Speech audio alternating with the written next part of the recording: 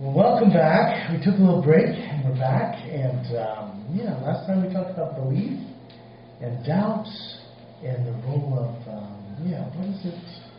what does it mean to work through doubt? What does it mean to believe?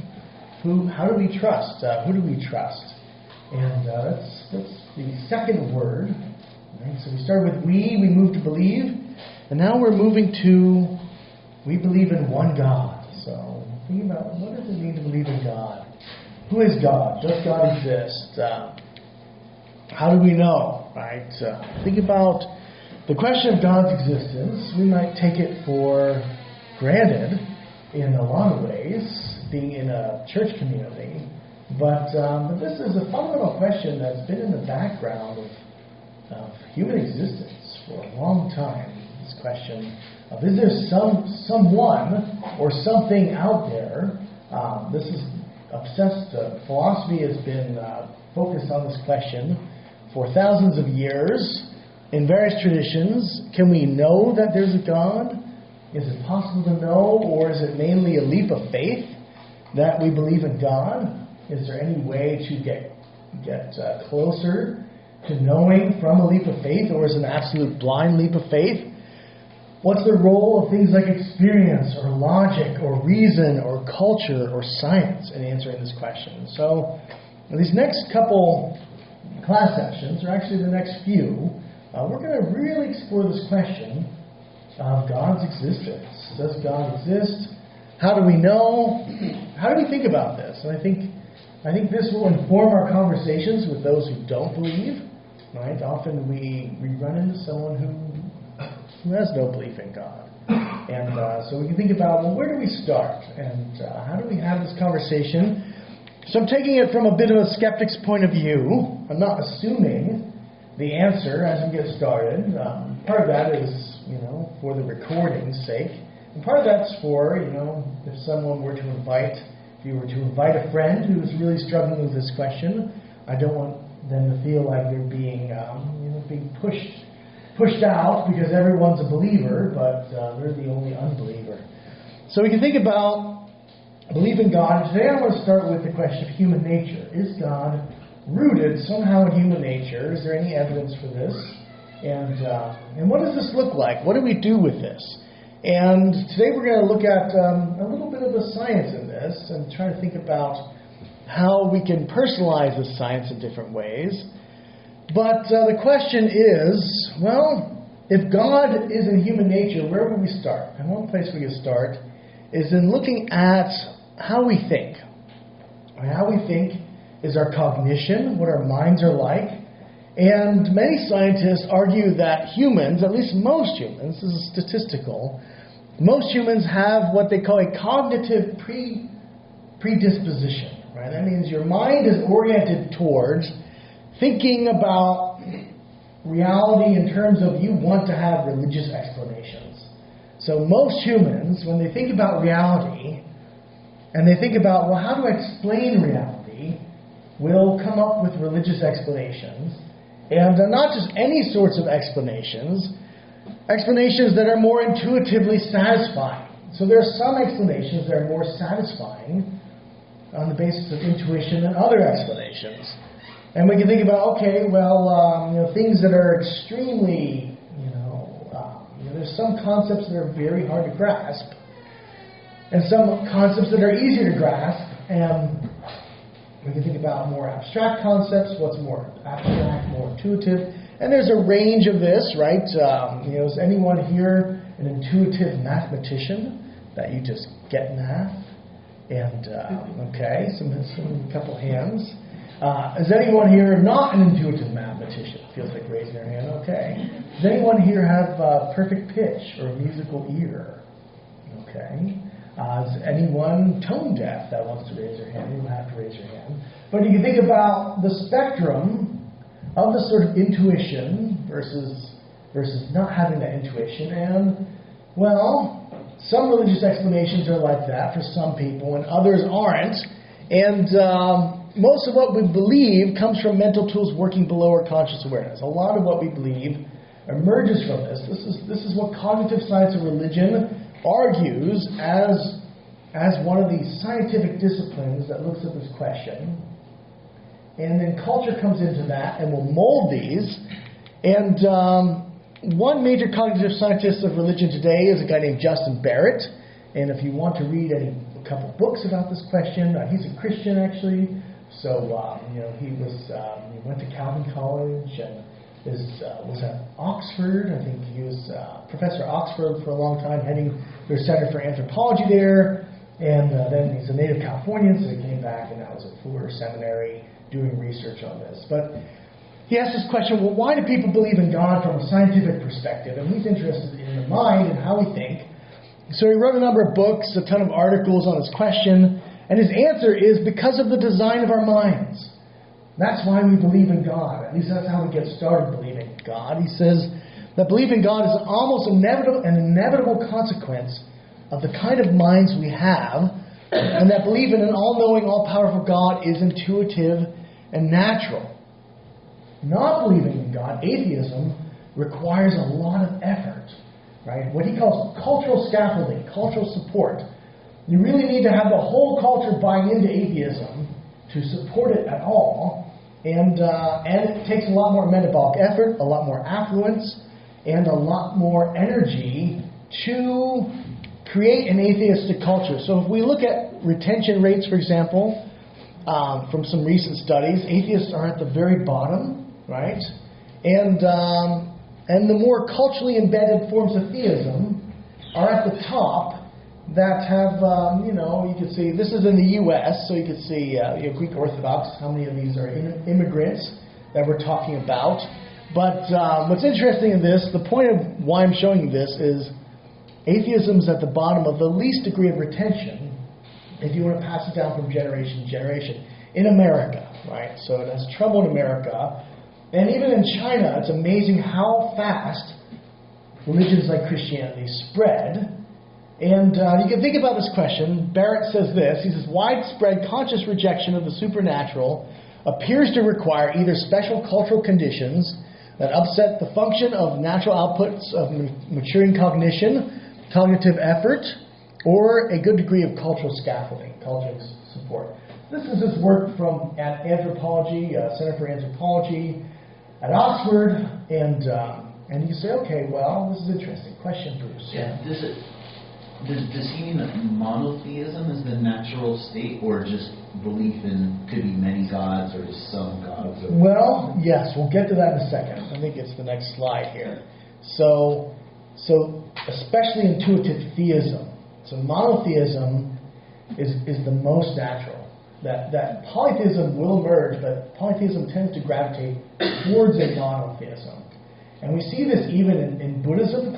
Over the history of Buddhism, you have a very counterintuitive idea that there's no creator, there's no God, and there's no self. And then you have 1,000 years or so, and this idea of bodhisattvas emerges. Well, there's godlike beings out there who've they've achieved nirvana, and they've come back to save everyone else. And then in those bodhisattvas, you have Amitabha, who's the Lord of Light, who's the most powerful bodhisattva. And that's where you get Pure Land Buddhism, right? Which then calls itself the Church of Buddhism and comes to the U.S. and sings songs like Buddha loves me, this I know, for the sutras tell me so. Right? Literally, right? So what's interesting is even in the history of a very counterintuitive religion that absolutely rejects a God as one of its fundamental doctrines, you have an evolution back towards a sort of monotheism and as the most popular version of Buddhism today. Right? So Pure Land Buddhism is very popular. And it's interesting how it's with Hinduism, you have that. All the polytheist elements of Hinduism focus on the oneness of Brahman. And some people are called Brahman God.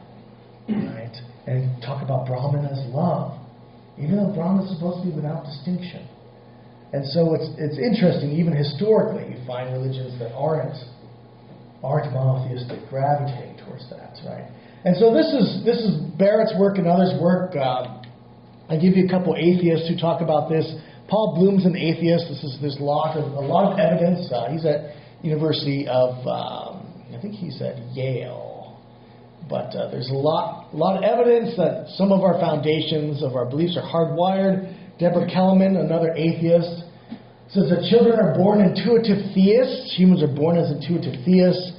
Barrett's own work says that humans are naturally primed to believe in some sort of godlike being. And in the way, what he means is, as godlike being, right, he defines it this way: from early childhood, people easily acquire ideas about God, a non-physical aspect of humans, and some sort of afterlife.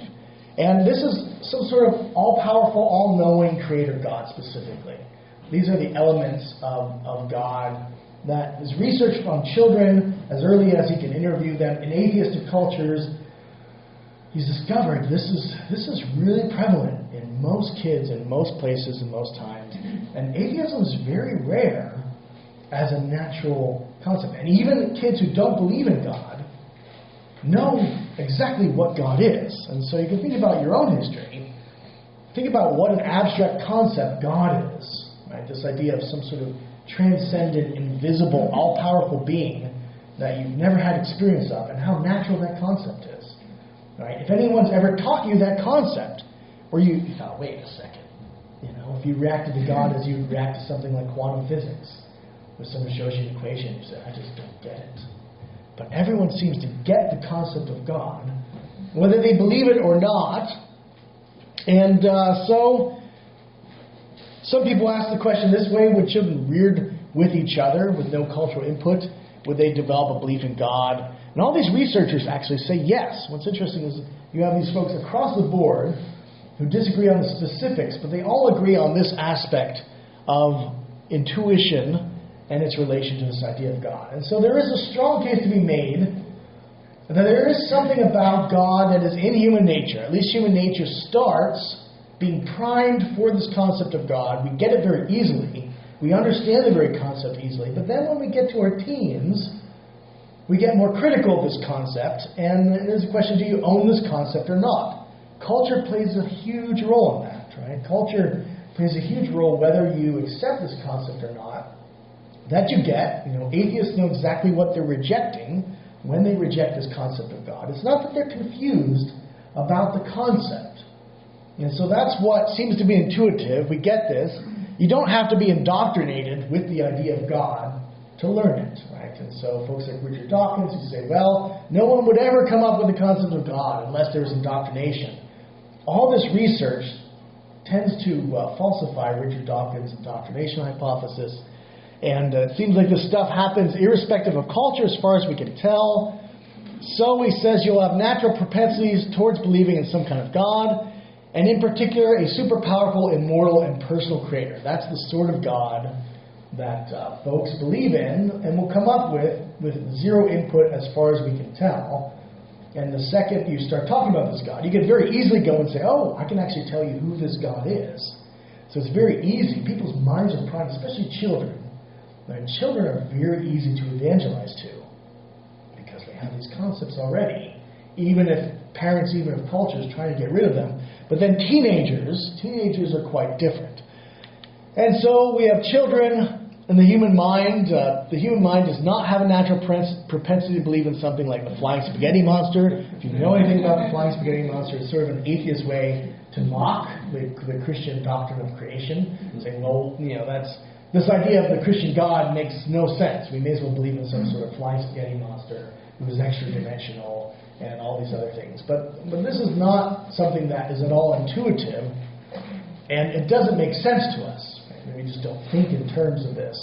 But this idea of God, even though God, if you think about the actual concept as being an invisible being who's beyond reality and all-powerful and not like any other human, and we declare this, right? Even though it seems to be very counterintuitive, we seem to get it.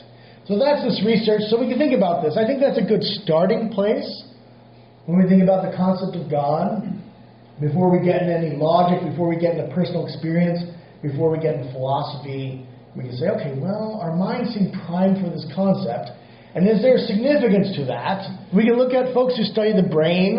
Andrew Newberg at the University of Pennsylvania is a person who has done research as a scientist, scanning brains when people pray, scanning brains when people meditate, scanning the brains of monks and nuns and others. And he finds that there's a definite foundation neurologically within the brain for these activities.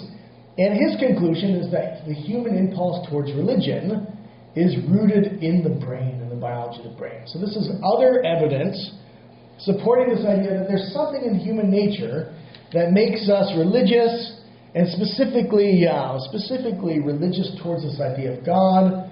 And then there's a question, well, what do we do with that? Do we accept it or not?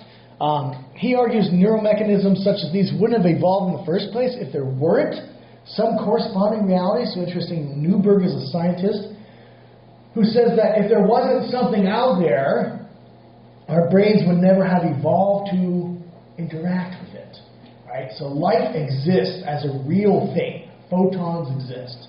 And our eyes, right, he's working within an evolutionary framework, our eyes have evolved to collect photons so we can understand our environment. And he says, well, there's parts of our brains that have evolved to interact with the spiritual dimension. At least that's what it looks like under a brain scanner. And they're very distinct states. Right? They're very distinct mental states. And he asks, just from a purely evolutionary perspective, why would our brain have evolved to perceive something that's not there? It makes no sense unless there's really something there. And so this is interesting stuff. I'll give you his book in a moment where he writes about this. But brain imaging research, he's specifically looking at a particular brain states. One of them he calls absolute unitary being, and that's this brain state that mystics emerge at, where they perceive what they're perceiving as a very solid, tangible reality. And what's interesting about this state is how it's experienced is as more fundamentally real than reality as we're experiencing it now, right? So in his research, he finds that the transition, when people reach these mystical states, like when a Franciscan monk reaches unity with God, he finds that their experience of the state is such that it's like they wake up from a dream, and this is the dream. This waking reality is the dream, and the brain scans seem to substantiate that as far as they can. And they see this as more ultimately real. This experience of God is more ultimately real than their experience of reality, right? So this becomes the dream. Right? The room we're sitting in right now becomes a dream. And for folks who reach the state, God becomes even more real than the room they're sitting in. And it's something that they cannot negate, right? So it's so fundamentally real. And he says, well, this is why God won't go away. So this is Newberg's book, Why God Won't Go Away. His answer is because our brains are designed to perceive this reality of God, and God is part of our biology, right? We can change our brains. Our brains are very plastic. We can alter our neural networks to get rid of this idea of God. But he says, overall, in a larger cultural picture, you're never going to get rid of this concept of God. Because the way, unless we change our biology significantly, which is an option. So we can think of some different ways to think about this. Newberg asked a couple questions to get started. Why would the human brain, which evolved for the very pragmatic purpose of helping us survive, possess such an apparently impractical talent? Why would the human brain be spiritual if there was no point to it?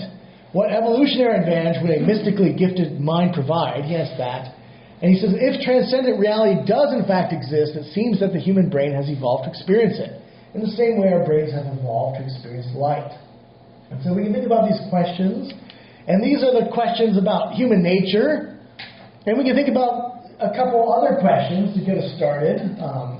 First of all, when we're in our groups, you can look at the images at the front of the PowerPoint here, and all those images have very definite numbers or letters in them, and they have to do with non-normal vision, right? So if you can see any of those letters or numbers, then you have a mutant gene that no one else in this room will probably have, and especially in the bottom three, only something like 1 out of every 10,000 can see anything of those. You have tetrachromy. Right, so you have a mutant gene which gives you, makes you a tetrachrome rather than normal trichromal vision. So you can pick out things in there. And you can think about this, and I typically do this with my students at USF, and ask them, well, if there's one student who says they can see something, do you believe them? Right? And usually more students can see something in the top square image, but do you believe them? How skeptical should you be? If they have an experience you don't have, how skeptical should you be? Right? Are they allowed to believe their own experience if they see these letters? Do you believe your own experience? If you see anything in there, if no one else sees it, but you're pretty sure you see something? Or is it just a delusion? Is it an illusion? Is there really something objectively real in terms of letters and numbers behind those dots? Right? So think about that as a little test of, to get us thinking about belief. We might have an experience that no one else has. And we can think about skepticism and the role of skepticism in this. Secondly, the scientific finding that there's something natural about this concept of God, right? And culture can mold this concept in different ways or try to get rid of it. But do you think that because there's something natural about this concept, that supports the truth of belief in God? Right? If we have this intuitive idea about God, do you think that means that there actually is a God? Right? So we can think of it a different way. Well, why do you think God would prime the human mind to understand Him? Can we see this as a type of grace? Can we see this as a gift from God? How do we interpret this theologically? And a fourth question, which wouldn't fit on the PowerPoint, but we can think about, is what's your own personal pathway with intuitive concepts of God? Right? I think when I was thinking about how do we talk about this question, does God exist? Where do we even start?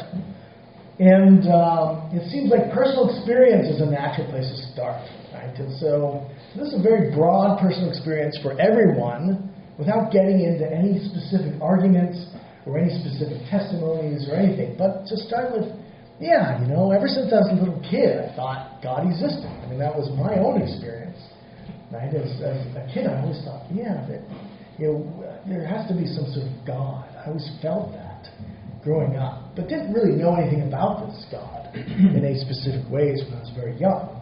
But I remember asking these questions. Well, if God exists, who created God? Right? I remember asking that question very little. What would be seen as very unorthodox questions that a child may ask. But I do remember asking these questions, and you can think about, is that part of your experience or not? Maybe you never remember something like that. Yeah. So how does Barrett separate out children's inherent sort of belief towards God from their inherent belief toward other things like Santa Claus and the Easter Bunny? Yeah. How does he parse that out? Because those have to be two different things for that. Yeah, no, he writes a lot on Santa Claus and the difference in the Easter Bunny, because those aren't at all intuitive. Kids don't just come up naturally with the idea of Santa Claus or Easter Bunny. But fantasy they do. They come up with their own pretend friends, and that's their minds come up with pretend friends. So how's that different? Does he say than? Well, he said this is a natural propensity of our mind, right? Is to come up with certain types of things, right? Kids know that intuitively very early on. Learn that when you're out of the room, you haven't disappeared, and things like that. And so there's things that are like language. We pick up language very quickly. Our brains seem primed for language, but no one comes up with a like two kids on their own aren't going to come up with just French or something like that. Right? And so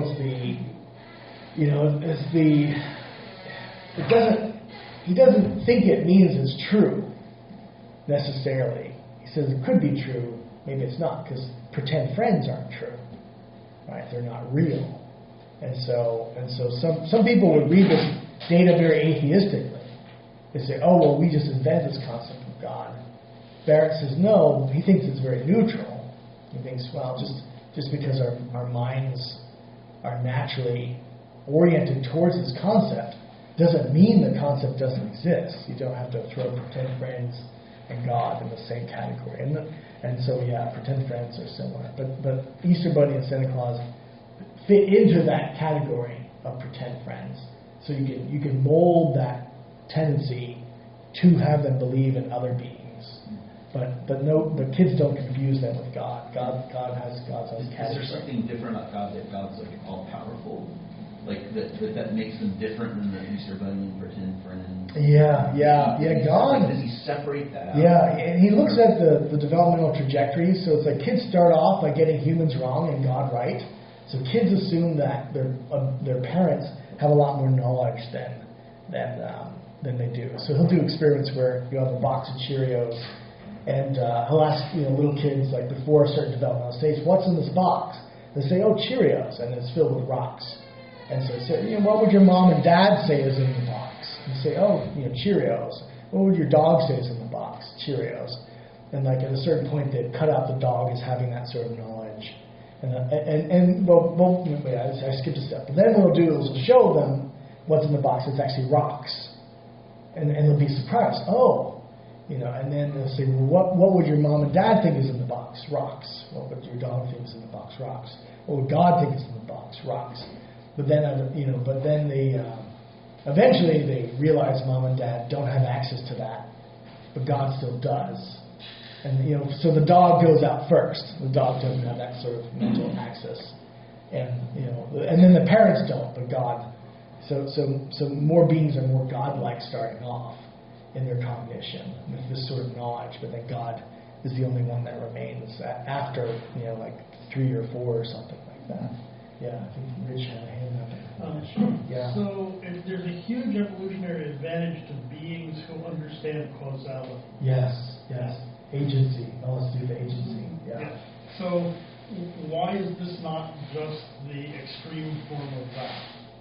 That there is an ultimate, that we're evolved to succeed because we think there are causes, and so the extreme form of that is, there must be an ultimate cause. Yes, to over-attribute causality is a specific survival advantage. Yes. Because if someone's hiding behind a bush and you miss that, it can, if there's an animal or human, that could cost you your life. And so this is the evolutionary mechanism behind a lot of this stuff, which is, and you can read it in different ways. Right? You can read it as,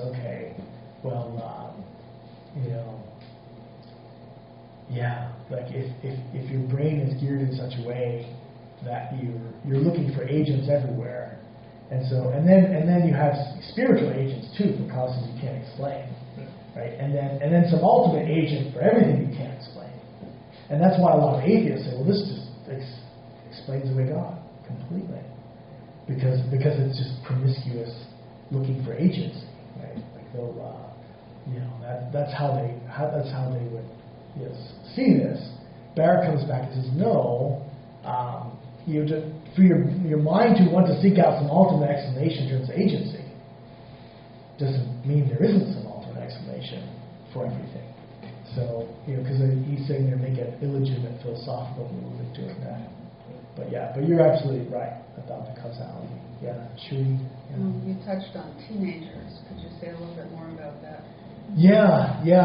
Teenagers reach developmental stages where they want to test things for themselves. And so, especially the role of culture plays a huge part in accepting or rejecting this. And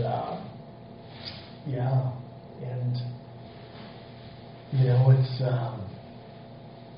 peers play a huge part in this. So where they're embedded in, because they're also separating themselves from their parents too, and from other structures. So it's teenagers are different from children with this. So whether or not the role of the various narratives in the life for rejecting or accepting this concept, because the teenage brain can reject it, right? Especially if there's support from culture, right? What Baer calls cultural scaffolding. If you have a community over here that you can run to when you reject God, then it's a lot easier to get rid of that concept, because because you're not going to be, you're not going to be alone in that. So the socialization is part of it. But yeah. This is an interesting. This is an interesting topic, especially like having, in conversation with people who don't believe in God, but especially kind of like bought into like the Richard Dawkins form of like atheism and like anti-religion. I think because not because they're saying, they tend to have like an okay, like a reasonable like, oh well, I'm not actually atheist and agnostic, blah blah blah. They have they cross their T's and dotted their I's in terms of like having kind of the correct philosophical foundation for But like all of the stuff around there's all like the subtle like evils that he ascribes to religious people. Oh, you're indoctrinating your kids. You're doing all these fundamentally immoral things that your religion is causing you to do, and like things like this. I think this research is interesting because it cuts that out. Yes. Like that I think was the most interesting. It absolutely falsifies Dawkins. And Dennett and Harris and all the folks who are saying no one would ever think of God unless they're completely indoctrinated. There's not a shred of evidence to support that position. And so we can say, okay, well, that's not true. And he like Piaget's understanding of development. There's a lot of this data doesn't support the more classical views of development, or children's views of God, right? And their religious development. And so we have all this new data, and what's interesting is how much these atheists and theists agree on the big picture, right? They'll debate whether you can say something natural points to any sort of truth, because our minds can deceive us as well, and that's where it gets really complicated philosophically. But we can interpret this theologically and say, okay, well, here we are, we have our experience. And I think this question of God, where do you even start with this question from scratch? And you say, well, does God exist? And then, the first voices I hear out there are Richard Dawkins saying, well, no one would ever believe this unless you're indoctrinated. But if you look at, why would anyone believe in God, or why God doesn't go away? Kind of the scientific books which ask this question. What's interesting is the response is, it's a very natural belief. And before you get culture morphing the minds of children, the vast majority of the world's children that have been studied have this belief, even in atheistic China, where the parents insist they were never exposed to this idea and are surprised, shocked that their children somehow know about God, right? And he has lots and lots of people who say, I can't understand how my child ever heard about God, projected my child from this concept their whole life, and yet they start talking about this concept of God. They want to learn more about this God, and then thinking, who's been talking to the kid? But that's not necessarily the case. Yeah, Kathy. We didn't really talk about yet about the whole issue of ingrained morality. Like here we're just talking almost about believing in something that creates, that helps to explain things that exist. But, not even talking about sort of a basic intuitive sense of right and wrong. From birth. Barrett talks about that too. That. That separates it a little bit from my secret friend or the Easter bunny. Like when you start believing in something that is a God that's like all encompassing. I should add, this is, I was making the class shorter for the sake of more discussion, but I might have some slides on there, but I'll just say them. So like there's a lot of more data on the type of God. So the God is specifically interested in moral categories and right and wrong, and watching you sort of which also lends toward the idea of karma, this idea of good deeds versus bad deeds, good angel on your shoulder, bad angel. Sort of that idea of a moral balance is also very intuitive. And so it spreads very easy. And you could say, oh, well, karma is why. Or some sort of idea of your ancestors weighing you. And you find that cross-culturally. But this idea that this spiritual entity, this God, is very concerned with good and bad. And that what this God does can't be undone. That's something that kids, you can't contest with this God. right? There's a list of like 20 different things. It's interesting in terms of, this God's a designer God.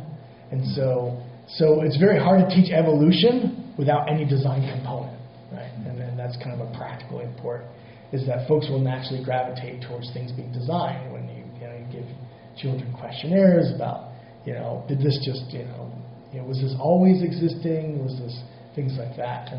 Or did mom and dad make it? Did humans make it? Did it just happen? And so the sort of questionnaires, as best as they can do, to not get false positives and things like that. They're the best attempts to get this data. This is the outcome. This is really interesting because it actually helps explain other religions a lot. Yeah. Because if you sort of take the idea that human beings are sort of wired to believe in God, you would have these attempts to sort of get at even something like karma, where I do good, something good comes back to me, right? Where you might have like kind of an ultimate reality, like we believe is Judeo-Christianity, right? Yeah. But then it's like if human beings are kind of wired to believe this stuff, it seems like what would naturally evolve would be these kind of different but somewhat similar belief systems with like an omniscient deity and sort of good and bad, right? I mean, does that make sense? It does.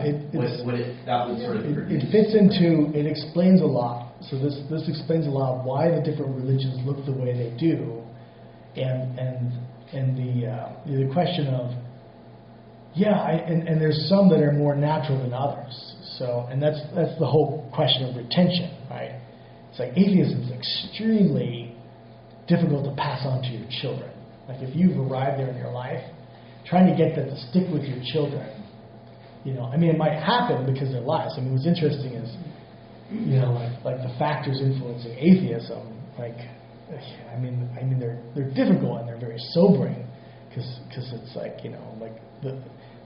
if someone's hyper religious in a certain way, it can have a more negative impact, or if they have a bad experience in a religious community, it can have a negative impact, and so it's sort of a rejection. But then to try to pass that down as a belief system to your children, that's what the data is looking at there. But so it's not the who becomes atheist, but parents who want to pass atheism down to their children have a miserable time doing it. And so there's always hope for the third generation, you could say. If your kids are atheists raising children, right? And then it's like, okay, well, I think if Zave were to leave the faith, it'd be tough for him to pass that down to his kids, and so there's the grandparent dynamic of coming back, which is interesting, but Baird's books are interesting.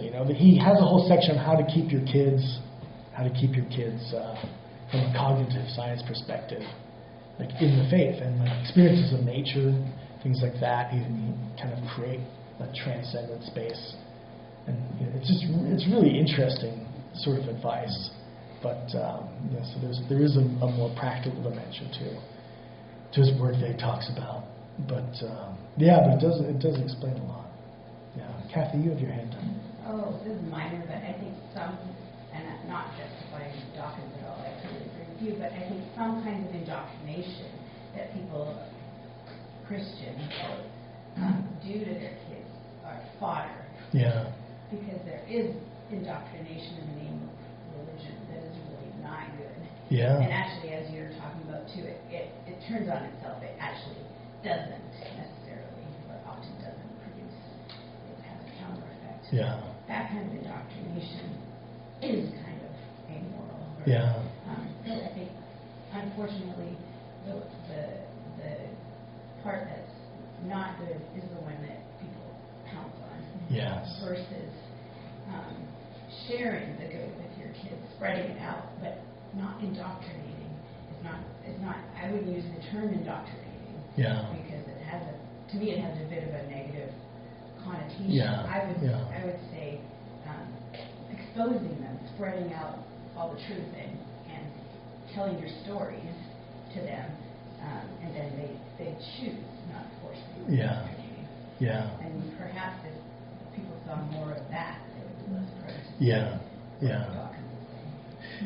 Yeah. I think certainly indoctrination which I think with some of my students at USF, the sort of like specific elements, like if you don't go to Mass every Sunday, you're going to hell, Right. and like if you don't do these particulars, is what they react very strongly against. So that element, as opposed to the general idea of God who loves you, Right. which they're very friendly towards, Right. and actually, the vast majority of hope it's true, Right. but the sort of indoctrination part actually pushed them away from the truth of the core. Yeah. Yeah, so maybe if you want your child to be an atheist, do that. Yeah. Yeah. No. Shove it down Yeah. there. Focus on the particulars. No, And it's that's a true. hurdle to overcome. It's true. Yeah. That's true. No, that's an interesting topic. Like, if you want to get in that belief, I was reading an article that was talking about kind of like I got to like passing the faith off to your kids, and I wish I remember more details because I've heard it. But I think one of the things that one of the kind of patterns that led more kids to leaving faith was when their parents kind of gave them the choice, Yeah. which was interesting. Like, Leaving the faith? leaving faith. Yeah, so like because like sometimes like it's very common to be in. Maybe this gets like to the culture aspect. It's very common. Very common for parents to be like, oh well, some people believe this and like other people don't, and it's kind of up to you. When kids are given that choice, they tend to choose atheism. But if they're like brought up in a faith and like this is what we believe, Yes. and like kids are more likely to stick with that. Yeah. I mean, it's shown to them as real. But otherwise, I don't know. I wish, I could find this. Okay. Arguably, but Yeah. I think the point that was the takeaway was just this idea of like when you do that, you kind of equivocate religion with Santa Claus, right? You're like, oh, well, people do different things, but that kind of doesn't matter. At that point, like, what's the point? Yeah. So that's really Yeah. interesting. Yeah. No, I think I think one of Barrett's points of advice is like, you need to really believe it in your family, Yes. Yeah. right? Like if you don't believe it, the kids are going to see right through it, Yes. and so that's part of it because it's I think not pretending to believe it Yes. in that sense, which is risky to share your doubts with your kids, right? But that might be part of it rather than being fake. So Yes. that might be part of the research you're looking at too. Yeah, it was like, giving your kids too much choice, which ironically, seems like that would be a good thing, right? And also, I think, not living out by example is another thing. Yeah. Living, sharing your faith with your kids, sharing your walk is part of, them sticking to it. Yeah. Well, do you feel like splitting up into groups for a couple minutes, talking to each other?